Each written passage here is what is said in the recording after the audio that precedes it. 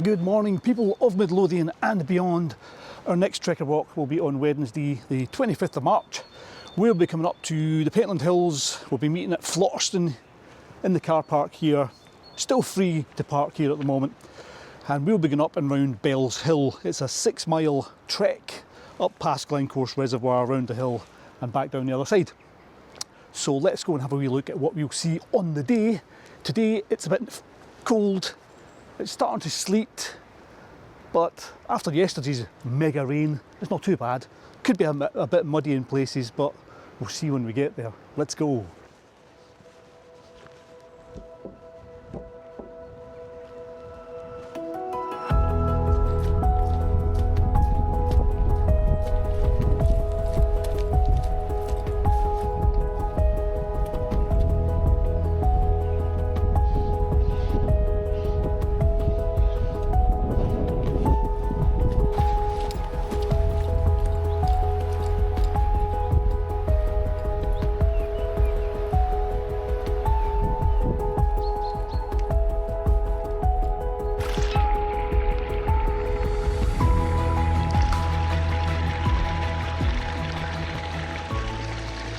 And if you want to fish here on Glencorse, you can get yourself a permit and hire yourself one of the wee boats and get out there and fish.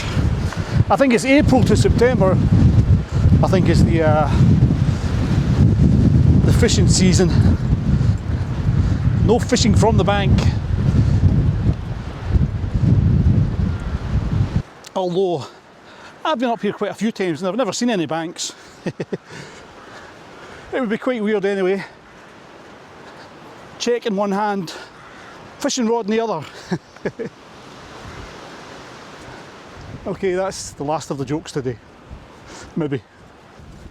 So as we pass Glencorse Reservoir, built between 1820 and 1824, which is not bad. If they did that nowadays,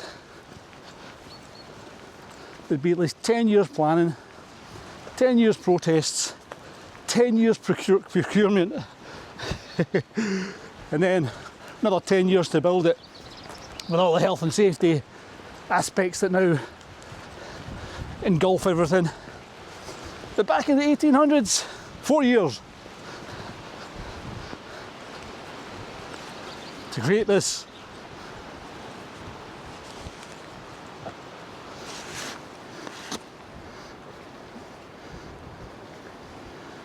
So Glencorse was built to provide water for the mills of Glencorse, Auchendirnie, Miltonbridge, and also drinking water to the people of Edinburgh. It also treats water from Tala, Fruid and Megget reservoirs as well. So it's still a busy reservoir, lots of fishing in the summer, due to the fact it's one of the easy ones to get to by car.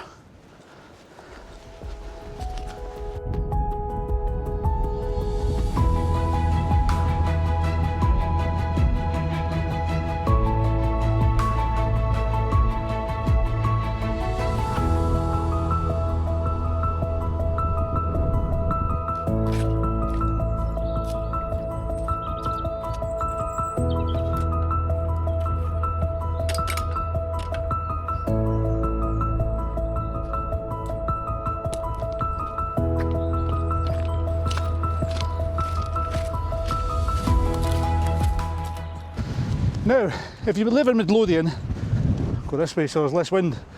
If you live in Midlothian, yesterday it bucketed down. It was biblical, the rain yesterday, Thursday. And I was thinking to myself, when I come up here today, it's going to be a swamp, a mud bath. However, it's actually not bad. We're on the Maiden's Clue, and we've spoken about that before in videos. A clue is a ravine, and in years gone by, after that amount of rain yesterday, this would have been a ravine. But thanks to the good hard work of the rangers, the new drainage system that they put all the way down, here's a bit of it here, is now taking all that water and siphoning it off elsewhere, away from the path, away from the Maiden's Clue. So making it easier to walk in wet weather, but it's also helping ease erosion of the path, because the water's not doing as much damage, it's going underneath it. So good job, everybody.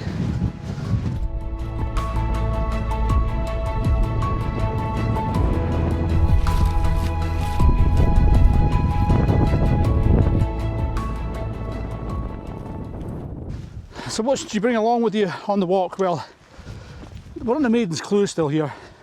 Look at this path, very rocky, wet, a few muddy patches. It's like that all the way up. So decent walking shoes, boar boots, waterproofs, warm clothes, layers that you can take off if you get too hot, or put on if you get too cold. Bring some water to drink, a snack to have on the way around if you feel you need some energy, a hat, gloves. Check the weather before you leave the house. Say, this is what I'll need. Like I say, this is a 6 mile trek. The Maiden's Clue, we're just going to get to the gate here, and then we're going to go that way. But the Maiden's Clue, don't know if you can see Glencore's Reservoir down there, is a steady climb all the way up. It's not a steep climb, it's just steady. So we'll be coming up here, then over that way. So yeah, make sure you're prepared with the proper feetwear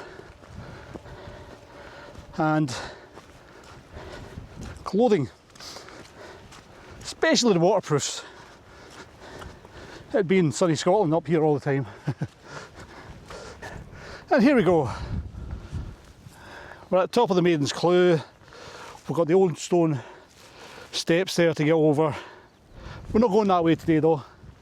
If we did go that way, what we could do is go over there, go right and head back up to Benally Reservoir. But we ain't going that way. We're going up this way. Up this track. So again, Glencore's Reservoir. Steady climb all the way up here. Then we're heading off up towards Bell's Hill summit. Let's go!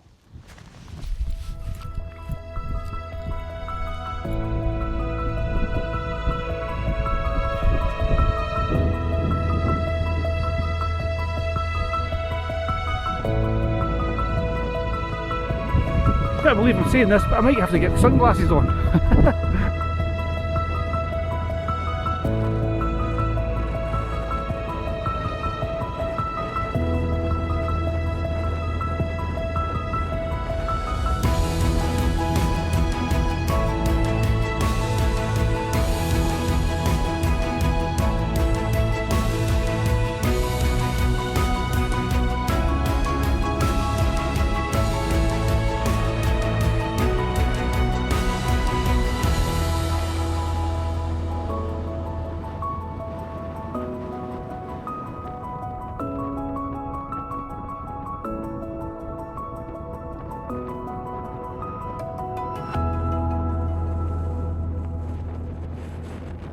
So when we get to the top of Black Hill, be prepared for it to be a bit windy, depending on the weather conditions of the day.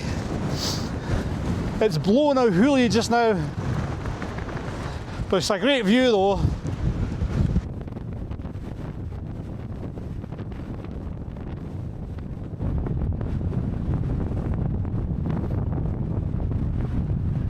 Now that was windy up there. Couldn't really see anything because it was just too windy. If it was that windy on the day, then we'd probably just come around the side of Black Hill. But it was way too windy.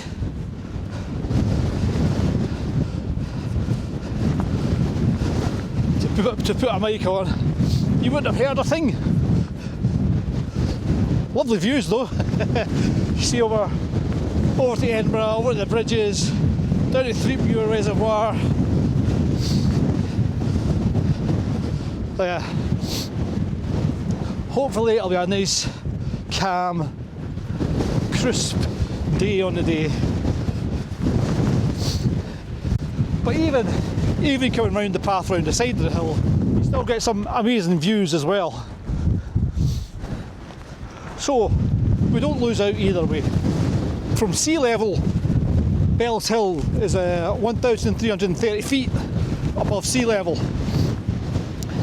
We'll be rising 800 feet from where we start at Flotterstone, so we'll go up 800 feet to the top of Bells Hill.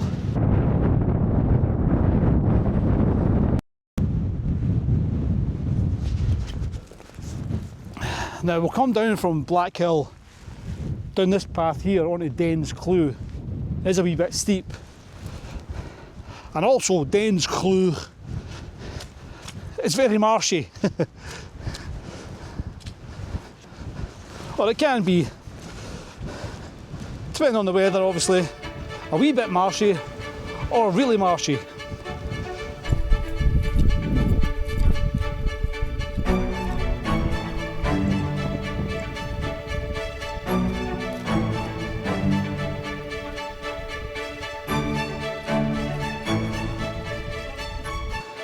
Now remember folks, you don't have to come way out into the wilderness here to get the benefits of walking. You can walk around the block to the local park and back, walk to the shops and back, and you might think I can only do 10 minutes, which is fine. Do 10 minutes. Do 10 minutes a couple of times a week. A few weeks later, you'll be doing 15 minutes a couple of times a week. A few weeks later, you'll be doing 20 minutes a couple of times a week as your muscles get stronger. So, good for your muscles, building up your leg muscles, good for building up your leg muscle endurance. Good for the heart and lungs, good for the head, get out, think about things, and also seeing people, and just being out in the sunlight as well. Good timing. So yeah, it's easy to start walking if you want to walk. It's just that first little step sometimes is the hardest. And if you want to join in local health walks, then you can join in one of ours. We have them across Midlothian every week, run by volunteer walk leaders. If you want to find out where they are, go to the council website www.midlothian.gov.uk. Sport and leisure, go in there and look for the well-being part, and you'll find the health walks, times and days in there. So there, that's your plan for this coming few months. Get out for a walk, even if it's a little walk, and build it up week to week. And it's the best time to do it. We're coming into spring, summer, the weather's a bit better, so it's a good time to get started. So I shall see you all walking about Midlothian at some point. Very marshy here.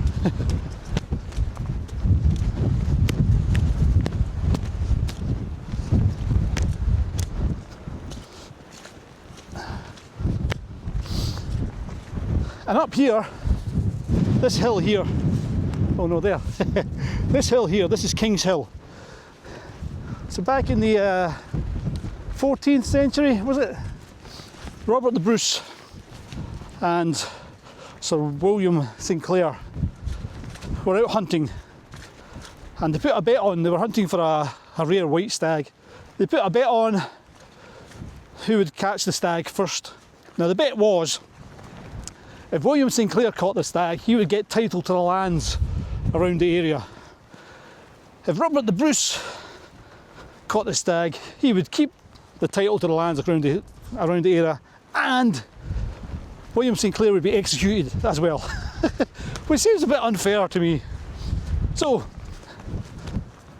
William St Clair won, luckily, and Robert the Bruce was said to be sitting on the hill up there when Sir William St Clair's hounds called Help and Hold managed to catch the white stag. And there you have it, that is the story. Is it real? Is it folklore? Who knows? Unfortunately, back then, there wasn't anybody walking around who could whip their phone out and take a quick video and get it on for social media. And then have a little meal down at the local inn and take a picture of what they were eating. No, there was nobody there, so we have to go with the local history and myths of what happened.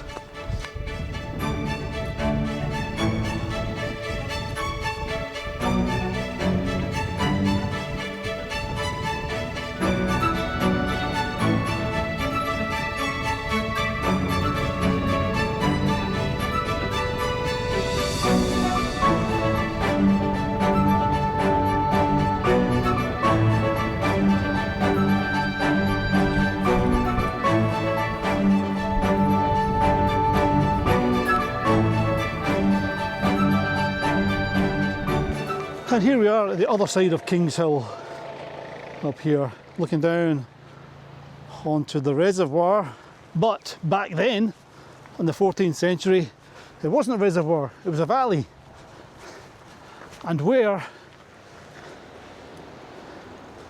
William St Clair's hounds caught the white stag is where they built the St Catherine of Hope chapel, which of course was buried beneath the reservoir water back in 1824 when they filled it up.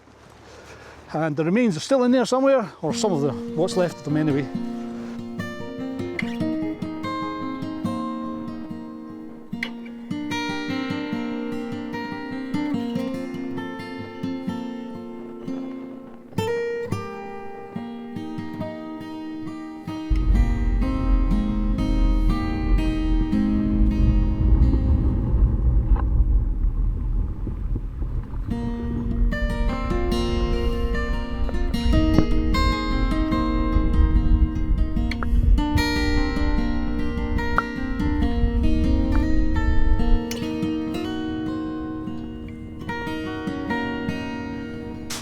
But it just goes to show you the difference. There's a little breeze here, down here by the reservoir again. But up there in the hills, it can be quite gusty. When I was up the top of Bell's Hill there, I'd say that was probably about 70-ish miles an hour wind. So, if it's that windy on a day, we'll maybe just go round it. We shall see. A couple of weeks yet till the walk, so might be fine. Right, we're heading back to Flotterstone, and what we'll do is we'll go down via Glencourse waterfall, and so we shall pop down this way.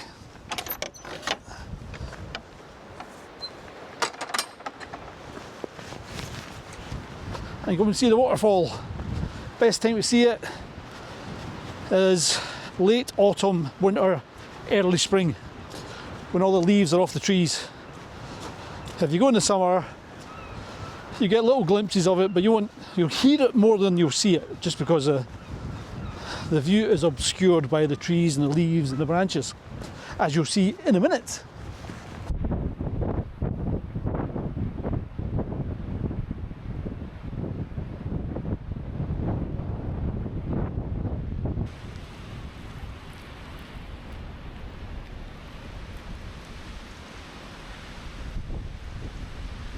And we'll go past the Glencourse waterfall, which is best seen in the autumn or early spring or winter, when there's no leaves on the trees. It's 23.5 metres high,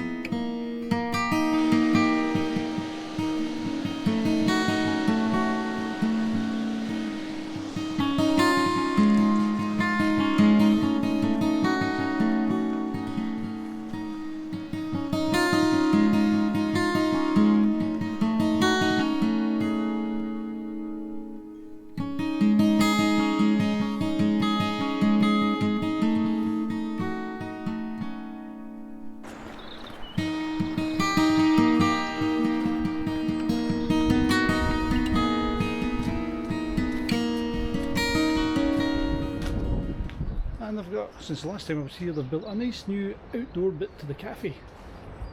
Very nice. Be very busy in the summer. So join us Wednesday the 25th of March, leaving from Flotterstone Car Park at 10 AM for a walk up round Bells Hill and back. Just over 6 miles. I'll be there, Stuart will be there, hopefully the sun will be there. Got the shades on, the sun's come out. We'll see you there. Oh, what a beautiful morning. Oh, what a beautiful day. La la la la la la la la. Everything coming my way.